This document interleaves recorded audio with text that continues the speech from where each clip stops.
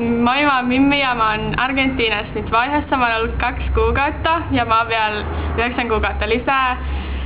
Ja mä asun Cordobassa. Se on toiseksi suurin kaupunki, eli tosi iso, mutta mä en asu keskustassa. Mun host family kuuluu äiti, isä ja 3 sisarusta, mutta ne on kaikki mua nuorempia. Mut se on tosi hyvä perhe mulle, koska se on tosi perhekeskeinen. Ja mä käyn yksityiskoulua, joka on tosi hyvä. Meillä on koulupuvut ja mä oon saanut tosi paljon kavereita sieltä ja oppinut tosi hyvin kieltä ja mulla on kyllä vielä aikaa oppia sitä lisää.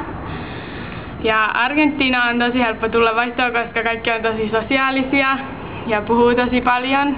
Ja kavereiden kanssa tehdään viikonloppuisin tosi paljon, aika paljon juhlia, mutta viikolla ei niin paljonkaan. Kaikki opiskelee tosi paljon ja on jotain harrastuksia ja monet meidän koulusta ainakin käy englannin tunneilla, niin silloin kannattaa hankkia varmaan joku oma harrastus, jos haluaa tehdä jotain. Ja Argentiinaa kannattaa tulla, koska tää on paljon erilaisempi kuin Suomi, jos haluaa oppia espanjaa.